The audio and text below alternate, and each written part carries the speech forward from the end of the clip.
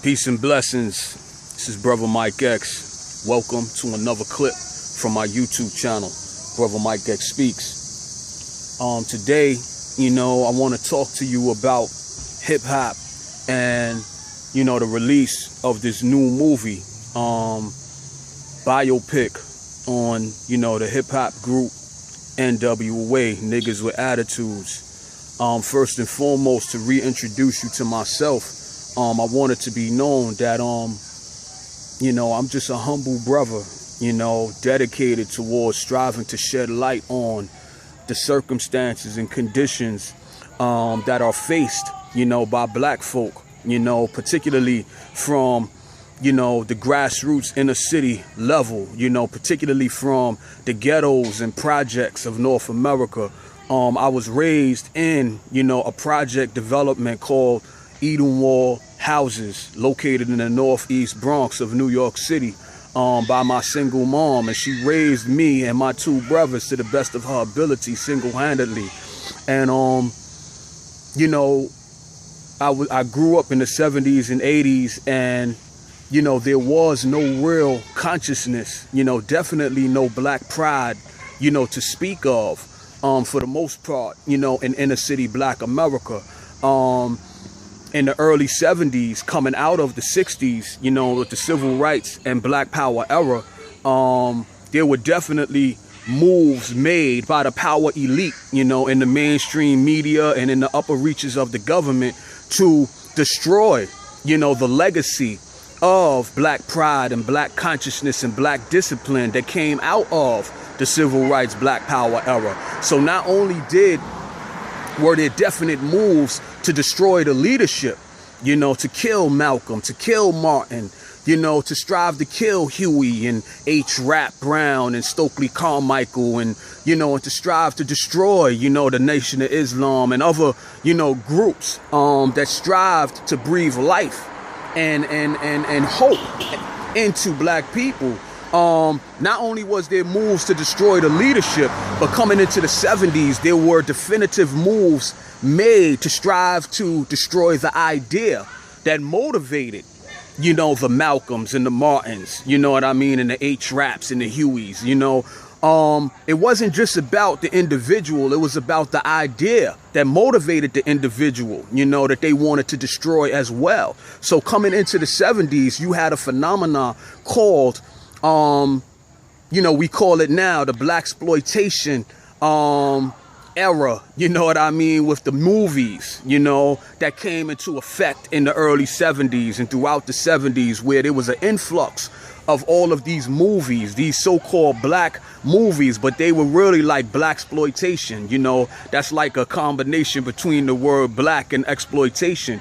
And a lot of these movies served to strive to take our minds off of black pride, to take our minds off of liberation, to take our minds off of community control and the discipline that you need to be able to put yourself through, mentally, culturally, spiritually, and physically as a black man, as a black woman, so that we can rebuild the black village and work towards having independently run and owned and controlled black communities. They didn't want that. So what they did, again, they not only did they kill off the leadership, but then they began to bombard us with these blaxploitation movies that took our minds away from Malcolm, that took our minds away from these brothers and sisters, like I said, and did a number on us, to make us look upon ourselves as nothing but pimps and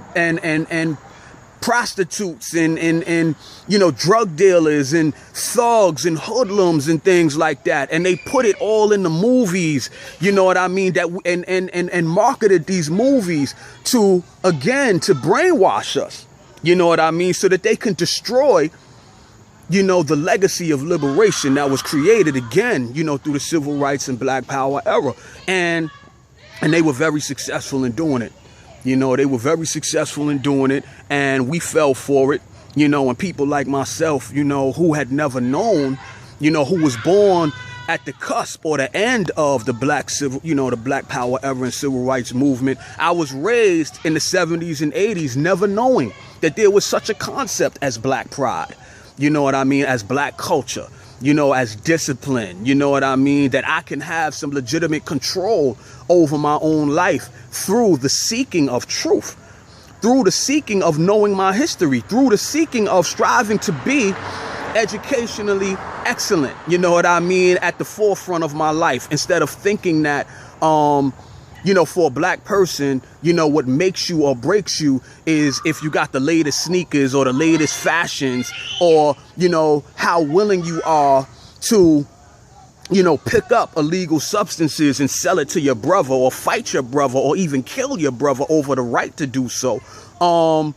These are some of the mindsets that got pushed into the black community through the black exploitation era of the movies, that this mainstream corporately funded, government, high, level government, they wanted that type of consciousness pushed into us so that we wouldn't follow the pattern of Malcolm, so that we wouldn't follow the pattern of Huey, of Elijah and Martin and Marcus. They wanted to take our minds off of black liberation, and they were successful. Okay, so now let's fast forward. In, the mid 70s, but it really didn't spark off and kick off strong until the late 70s, early 80s.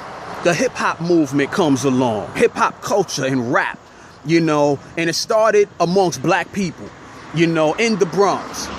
This was our art form that we created, you know what I mean? And we created it to give us a voice, so that we can, being the creators that we are, being rhythmically inclined and, following the tradition of telling your story, through rhythm and through, words passing on, words from one generation to the next. Hip hop was created. And when hip hop was created, it has to be understood that the mainstream media did everything that it could to not recognize hip hop and to keep hip hop from, being able to enjoy mainstream media access and support. You know what I mean? So a lot of the early hip hop radio shows, they came on at like 3, 4, 5 in the morning. There was no MTV. There was no BET and there was no American Music Awards and the Grammys and, and all of that type of stuff. They called hip hop in its early, when it first came on the scene, they called it a bastard form of music. You know what I mean? And they did everything that they could to suppress hip hop.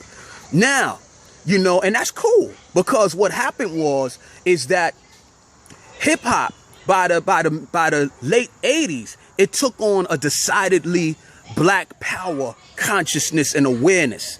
You know what I mean? And through artists such as KRS-One and Rakim Allah and the Brand Nubians and Public Enemy and so many, my man at Tragedy, the Intelligent Hoodlum, and, Big Daddy Kane, and so many, took hip hop and used it to teach and to reconnect people like myself and my generation to a culture, to a consciousness, to a history that we never even knew existed. And because we never even knew it existed, a lot of us was operating and living our lives as savages.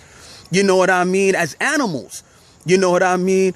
We didn't know any better. We thought that, ignorance and, we thought that was the move. We thought that this fashion and it was all about that. We didn't know that we could live our lives in a way where we can have positive control over ourselves and our community. So we just bought into the hype.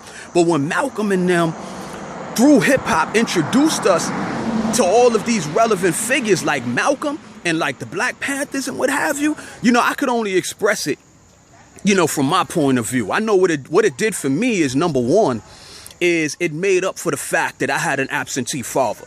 It introduced me to the man who became my spiritual father, Malcolm X, El Hajj Malik El Shabazz. So it helped to connect me with a a figure, you know, a black male figure that allowed me to begin to get my act together and to understand what I need to be doing as a black man.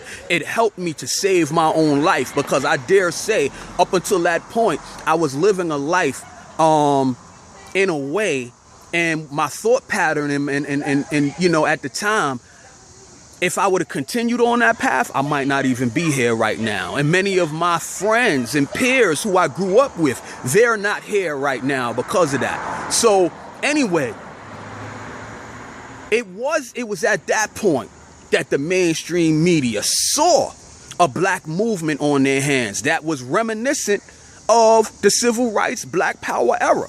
You know what I mean? On their hands. They saw us picking up the red, black, and green. They saw us with the African medallions and the advocating peace and justice. And they saw us becoming brothers from another mother and sisters from another mister. They saw us getting into the pattern of regeneration, of healing, you know, from ignorance, from healing from self-hatred. And they saw a movement on his hands. And what they did at that time is they came in with this niggas with attitudes, you know, niggas with attitudes, you know, the group, the hip hop group, N.W.A, that the movie that was just released, you know, yesterday.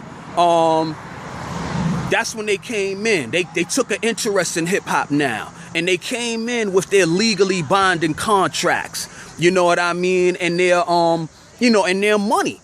And they put all of the money that in control, you know, or support that they didn't give to hip hop in its early years, they put it behind this group. You know what I mean? And a lot of people, you know, I've been pushing this on social media, and a lot of people have been pushing it, and a lot of people was like, yo, how could you blame them and this, that, and the third? Yo, niggas with attitudes helped to usher in gangster rap. And gangster rap became a soundtrack for drugs, for guns, for gangs and gang culture. And it helped to push this consciousness, or this lack of consciousness, you know, this subculture. It helped to push it, you know what I mean, to root it in the hearts and minds of our people, particularly our young people, you know, to the point where how hip-hop once helped to save my life and other people's lives like me, now hip-hop has over the years has led to so much death, so much destruction, so much misogyny, you know, the feeling that women are to be exploited and abused, the feeling that what makes you a black man is to be arrogant, to be ignorant, you know what I mean, to not care about your brother, to not care about your sister, you know what I mean, to believe that all we have to offer to ourselves or to the world is the most ignorant forms of expression of life, you know what I mean. And you know, a lot of people have been saying like, yo, well, they was ignorant at the time, you know, you can't blame them. I'm not just blaming them, you know, for what they may have done through ignorance at the time, even though it should be known that Ice Cube particularly, Ice Cube left the group N.W.A early in, you know, after its formation. And he got down with Dr. Khalid Muhammad. You know, he got down with Public Enemy. You know, if some of y'all who's old enough to remember, y'all will remember the song Burn Hollywood Burn with Ice Cube and Public Enemy and I believe Big Daddy Kane. So Ice Cube has known what time it is for decades now. You know what I mean? He's known better. You know, Dr. Dre is like a millionaire several times over. He's almost 50 years old. Ice Cube and them, these dudes is like, you know, pushing 50. They're fathers and grandfathers. So the other point that I want to bring out is we got to try to, you know, do the knowledge on why is this movie being pushed now in 2015?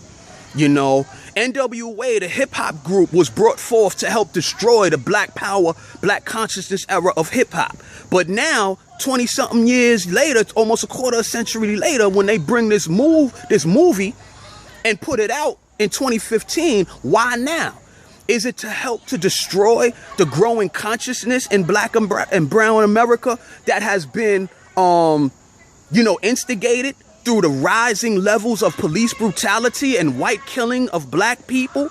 You know, the injustices where the courts are refusing to prosecute. you know, and instigating a high level of consciousness and awareness in these communities? Is that why this movie has been brought forth now? Think about that, family. I'm running out of time, but we gonna get back at this issue.